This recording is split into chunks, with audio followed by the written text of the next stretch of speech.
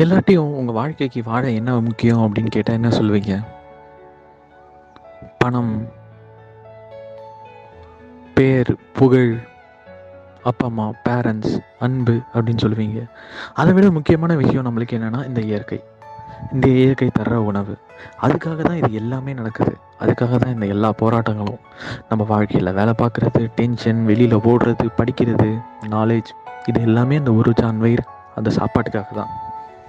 ஆனால் நம்ம அதுக்காக ஆரம்பித்த இந்த படிப்பை கடைபிடிச்சிக்கிட்டு நம்ம அந்த இயற்கையை பற்றி மறந்துட்டோம். இப்போ கவர்மெண்ட் புதுசாக ஒரு 6 பாயிண்ட் சொல்லியிருக்காங்க. இதெல்லாம் நாங்கள் நடைமுறைக்கு கொண்டு வர போகிறோம் அப்படின்னு சொல்லிட்டு. அது கார்ப்பரேட்டுக்கு சப்போர்ட் பண்ணுற மாதிரி இருக்குது. அது என்னை பொறுத்த வரைக்கும் அப்படி இருக்குது. நீங்கள் எந்த மாதிரி எடுத்துக்கிறீங்கன்னு தெரில. நான் ஒரு சாதாரண மனுஷன்தான், நான் அதெல்லாம் பெருசாக எடுத்துக்க மாட்டேன். இதெல்லாம் பண்ணி என்னடா, நான் சும்மா வெட்டியாக உட்காந்துருப்பேன், கேம் விளாடுவேன், போவேன், வீடியோ பார்ப்பேன், இதுவே சும்மா போர் அடிக்குதுன்னு தான் பார்ப்பேன் அப்படின்னா நீங்கள் மாறணும். இதை கேளுங்க.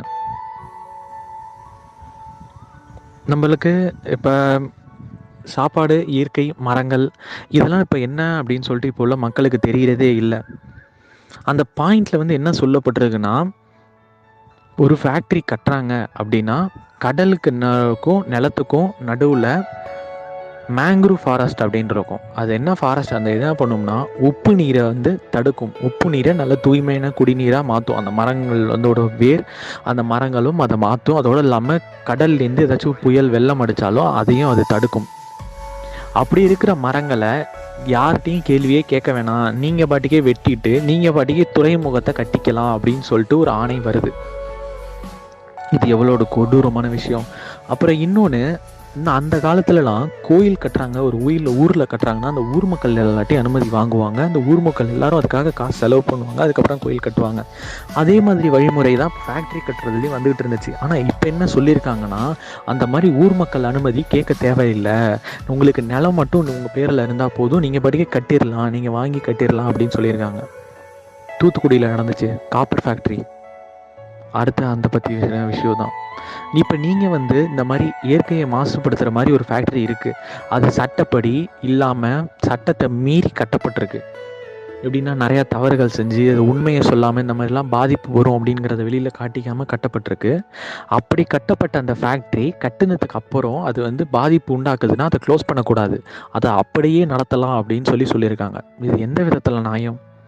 நீங்களே பாருங்கள். ஒரு ஃபேக்ட்ரி கட்டியிருக்காங்க, அது நிறைய பேருக்கு பாதிப்பு உண்டாக்குது அப்படிங்கும்போது அதை மூடணும். அதை மூடாமல் அந்த மாதிரி தவறாக கட்டியிருந்தாலும் சரி, அந்த தொழிற்சாலையை கட்டி முடிச்சிட்டாங்க, அது இயங்கணும் அப்படின்னு சொல்லியிருக்காங்க.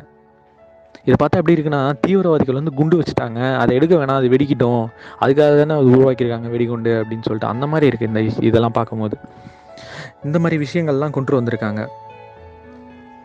இந்த விஷயங்கள் இந்தியாவை ரொம்ப அதிகமாக பாதிக்கும். இப்போ எப்படின்னா, ஒரு ஃபேக்ட்ரிக்கு ஒரு ஊரில் 20 லட்சம் ஸ்கொயர் மீட்டர் தான் அப்படின்னு சொல்லியிருந்தாங்க. இப்போ அது 1,50,000 ஸ்கொயர் மீட்டராக அதிகரிச்சிருக்கு. இது எல்லாத்தையும் தடுக்கணும்.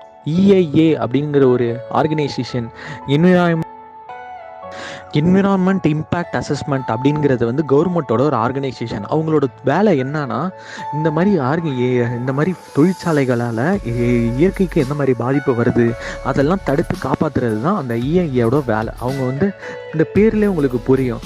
ஆனால் இப்போ அது எல்லாமே மறைஞ்சு போயிட்டுருக்கு, அது எல்லாமே இப்போ காணாமல் போயிட்டுருக்கு. EIAயோட மதிப்பு இப்போ குறைஞ்சிக்கிட்டே இருக்குது. அந்த EIAயோட மதிப்பை நம்ம திருப்பி கொண்டு வரணும். அதுக்கு மக்களான நம்மளால தான் முடியும். நம்ம அதுக்கு என்ன பண்ணணும்னா, EIAக்கு மெயில் பண்ணணும். EIAக்கு மட்டும் இல்லாமல் மற்றவங்களுக்கும் சேர்ந்து மெயில் போடணும். அந்த மெயிலில் என்ன டைப் பண்ணணும் அப்படிங்கிறத நான் உங்களுக்கு டிஸ்கிரிப்ஷனில் கொடுக்குறேன். நான் சொல்கிற மாதிரி டைப் பண்ணுங்கள். அப்படின்னா மெயிலெலாம் டைப் பண்ண மாட்டேன்டா, நான் சோம்பேறி அப்படின்னு சொன்னீங்கன்னா, நீங்கள் change.org அப்படிங்கிற வெப்சைட்டில் போய்ட்டு அந்த வெப்சைட்டில் உங்கள் பெட்டிஷனில் உங்களோட நேம், இமெயில் ஐடி கொடுத்து அதில் சைன்இன் பண்ணிக்கோங்க. அதில் எப்படின்னா, அவங்க மொத்தமாக சேர்த்து மெயில் பண்ணிவிடுவாங்க. பட் ஆனால் அதில் எனக்கு நம்பிக்கை இல்லை. ஆனால் அதில் எல்லோரும் கொடுத்துக்கிட்டு இருக்காங்க. அவங்க பண்ணுவாங்களா என்னன்னு தெரியல. அதுவும் ஒரு தனி ஆர்கனைசேஷன். அதனால தான் சொல்கிறேன், நீங்கள் டைரெக்டாக மெயில் பண்ணுறதுனால பண்ணலாம். Proud to be an Indian. இந்தியாவை ஒரு நல்ல நாடாக மாற்றுவோம். இந்த மாதிரி இயற்கை சீரழிவு எங்கே நடந்தாலும் அதை நம்ம எதிர்த்து கேட்கணும். இது மட்டும் இல்லை, கல்வி, பல விஷயங்களில் இதே மாதிரி நடந்துகிட்டு இருக்கு. நம்ம இன்னமும் கேள்வி கேட்காம நம்ம வழியாக இதே மாதிரி பண்ணிகிட்டே போனோம்னா அப்புறம் அழிஞ்சு எல்லாமே போக வேண்டியதான்.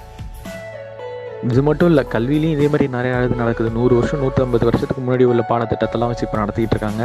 அதே மாதிரி இயற்கையும் இந்த மாதிரி தொழிற்சாலைகள் கட்டிட்டு போயிட்டே இருக்காங்க. இது போல் பல விஷயங்கள் நாட்டில் நடந்துகிட்ருக்கு. அது எல்லாத்தையும் நம்ம எதிர்த்து கேட்கணும்.